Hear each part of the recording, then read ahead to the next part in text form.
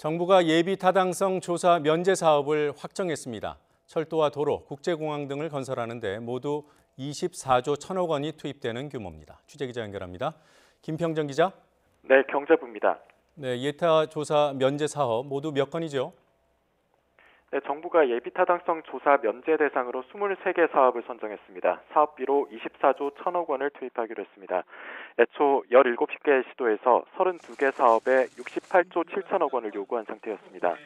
예비 타당성 면제 대상을 구체적으로 보면 철도와 도로 확충에 5조 7천억 원, 광역교통망 구축에 10조 9천억 원이 투입되는 등 사회 간접자본 건설 사업이 상당수 선정됐습니다.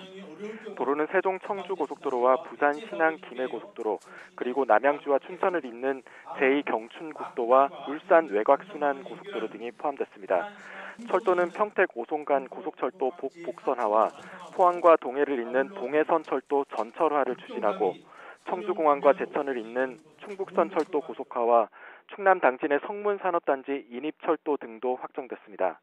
전북 지역의 수건 사업인 새만금 국제공항 건설도 선정됐고, 수도권은 도시철도 7호선을 포천까지 19km 연장하는 사업과 영종도와 신도 두 섬을 잇는 3.5km짜리 건설을 포함하는 등 접경 지역에 한해 포함됐습니다.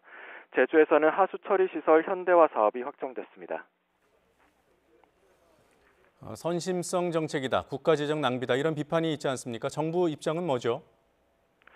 네, 정부도 그런 비판을 의식해서인지 이번 정책을 국가균형발전 프로젝트란 이름으로 발표했습니다.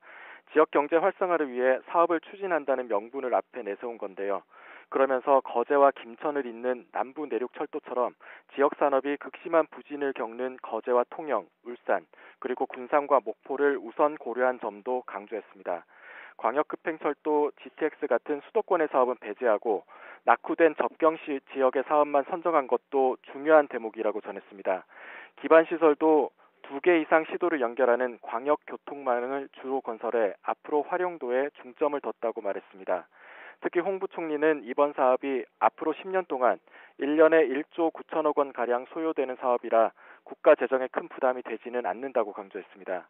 하지만 정부의 이런 설명에도 시민사회단체를 중심으로 한 비판은 이어지고 있습니다.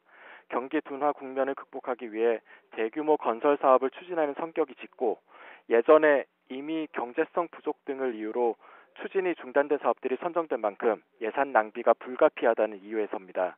이 때문에 사업이 추진되는 과정에도 감시와 비판의 목소리는 계속될 것으로 보입니다.